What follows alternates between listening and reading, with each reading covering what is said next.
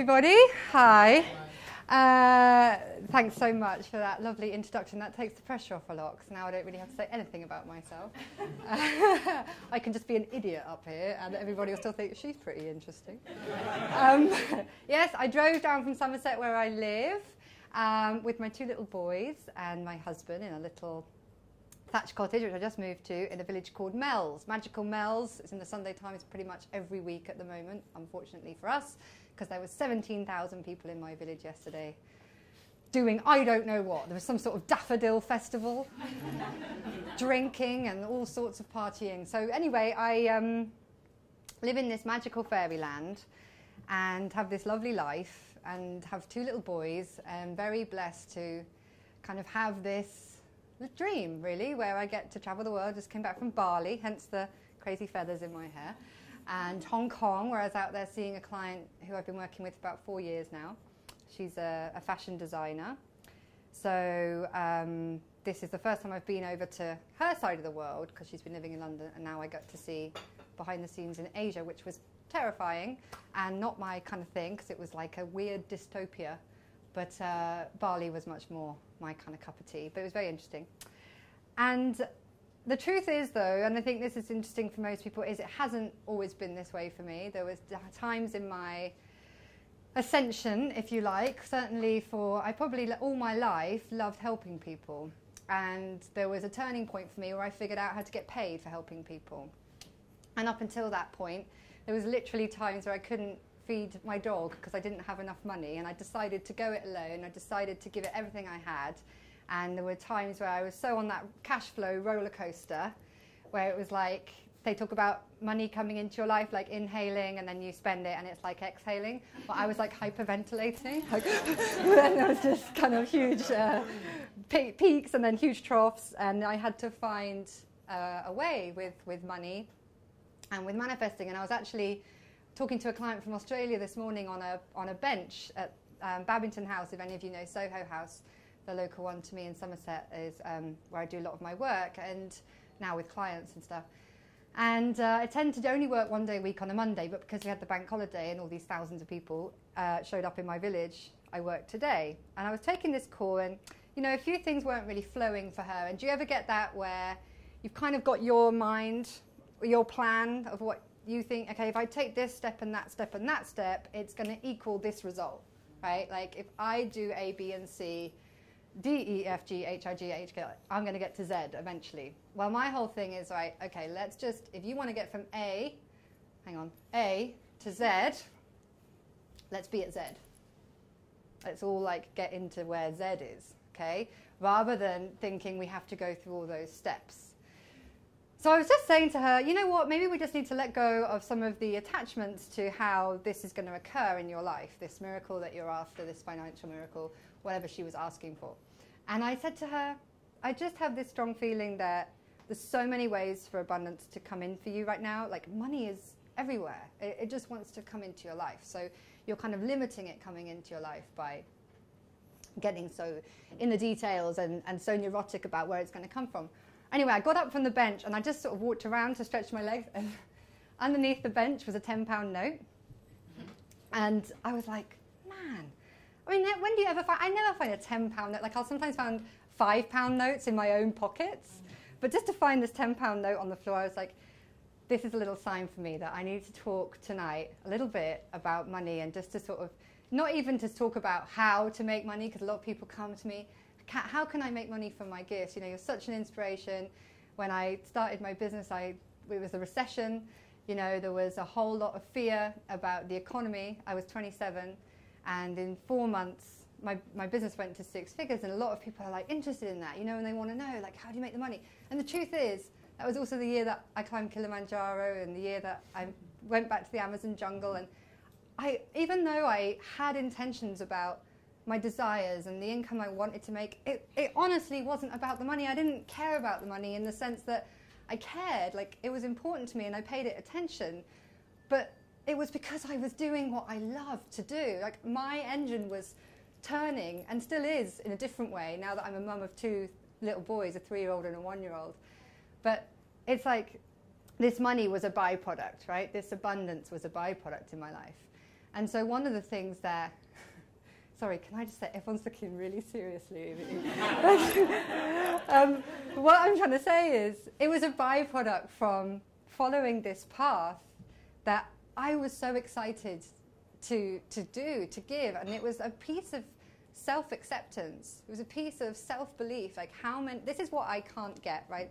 No matter how much I do this work, no matter how much I walk this path, no matter how many people I work with, I still can't figure out why we still have these blind spots where we don't think we're good enough. We don't think we're good enough, and it's like, what if you could? Like, what if you could just get there now? What if you could just be at Z? Like, what if you were good enough right now? So for this talk today, I actually got a little bit scared myself. I was like, oh my gosh, it's 10 minutes. I'm either going to say everything I've ever thought of or learned about and try and say it all really quickly, or I'm going to just freeze and say nothing for 10 minutes. And I'll just be corpsing on a sugar coma after Easter, and I won't have anything useful to say to anyone. And I'm trying to find the balance in my life, as I'm a bit of an extremist. Hopefully I'm doing an okay job of that. And here's what I wanted to say to you is I started researching. I started getting quite hung up on this talk. Like, what am I going to say that's really going to... What if this was the last 10 minutes of my life? What if I came off the stage and I died? And my son will watch this. You know, they'll watch this, and my grandsons and grandchildren, hopefully, will watch this one day, and they'll go, look at great-grandma, this is what she had to say. These are the words of wisdom that she wanted us to know, and I'm like, don't forget, you always brush your teeth, what would I come out with that was so inspiring for them or life-changing, or would give them that kind of, and make it all happen and everything fall into place and all the ding, ding, ding, ding. And I was researching, you won't believe what I was researching. I was researching the whole story of evolution. Did you know that the Earth is 4.5 billion years old? I didn't know that. I was blowing my own mind. I blew my own mind so much by trying to figure out what to say to you guys that I kind of was in the car. It just had I was one of those fembots when they explode, in Austin Powers. My mind was completely blown. And I was maybe if I can just blow everybody's mind, and then no one will be thinking, and then they'll all be in their hearts, and we'll all be shining happy people holding hands, and all of our dreams will come true. But the truth is, if there is one thing that really did strike me as I was reading all this, was if we can just in ourselves come to this place of acceptance, and I see that now. Looking back in 2010 when I was 27, and I'd been completely broke. I'd been completely on my arse, my mum and dad were what are you doing? You have got a good degree from a great university. We spent a fortune on your education, and your, sofa surfing and doing Indian head massage. What? But I knew I was kind of on this path, and I had to try and find my way with it, and it didn't exist yet what I wanted to do, so I had to kind of create a career for myself. And I'd always been that weirdo. I'd always been that weird kid. I had, I always knew I would win at every pet show I went to. I would win the most unusual pet because I had giant land snails and snakes and stick insects. And, and I kind of felt like that outsider, like Pete was saying, right? I felt like that odd kid, and kind of was, really, looking back. But now something happened with, I think, my spiritual path and my personal development. I accepted myself. And I was I'm a freaking weird kid, I am. I'm a weird kid. I'm tall and gangly. My sister's 5'6", and she's always pulling us in front of the mirror what? You're adopted. Let's face it. You're an alien from space. But I kind of had this light bulb, or I had this turnaround where I was okay, so, this journey is a journey of self-acceptance for me, and I've got to accept that this is what I love to do. I'm not lying. I can muscle test myself. I want to help people. I want to make the world a better place, and as corny as that sounds, that's what I want to devote my life to. And this first time, this last business trip, I was on the aeroplane and flying business and going off to Hong Kong on business. But I've never felt like a real business person, even with all the successes that my clients have had, even the fact that people pay me 50 grand a year to coach them privately. I've never felt like a bona fide business person. I've always felt like this kind of weird witch that, you know, kind of just keeps showing up at the right moment to facilitate people, and it kind of works, and I keep doing it. And so this time, I was like, I'm a business intuitive. And people were like, wow, that's awesome. Like, yeah, and nobody questioned it. Everybody was like, of course she is. Like, here comes the business intuitive. You know, like, and I was like, I'm going to have to think of something new because everyone's using this now. Like, and it was just so normal. And then on the way up here today, there was the electric thing to charge the cars up, you know, and there was recycling bins. I know this sounds silly, but like 10 years ago when I had these dreams of helping people for a living and this shining, happy world where we were all eating gluten and dairy-free gorgeous cakes and, you know, meditating at work, and, you know, it just didn't exist. It was a dream. It was a fantasy. It was like, someone's been drinking the Kool-Aid. Katharine, when are you going to grow up and get a real job? You know, and now I remember that year that, like, the day that Shay saw me on that stage, I made what my dad earned in a year in 90 minutes. And I remember going to my hotel, I remember being like, oh, shit, like, shit, that just happened. This is real. Like, I've been dreaming this, and now it's real. I've been at A, and now I'm at Z, like that.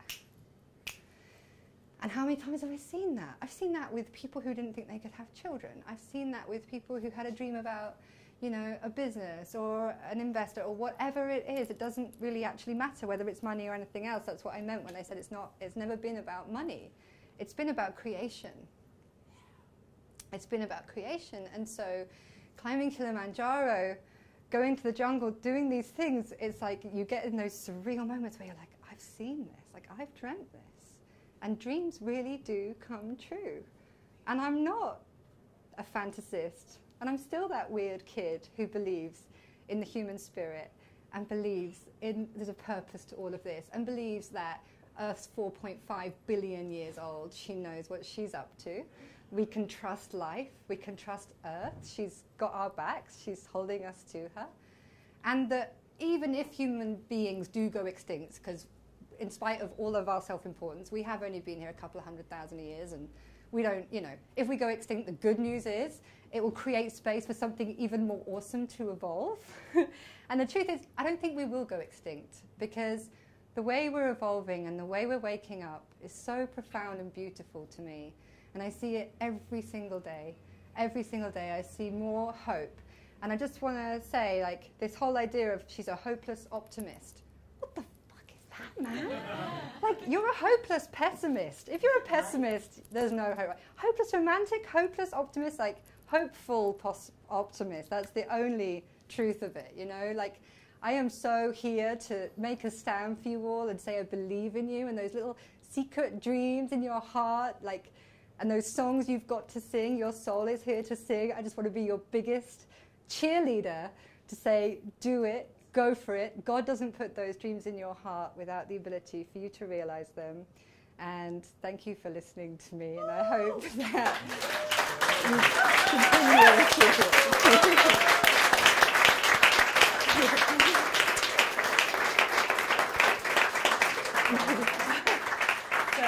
Wow, look at that. You got a standing ovation. Thank you very much. Yeah. Did I finish the thing I was going to say? I'd probably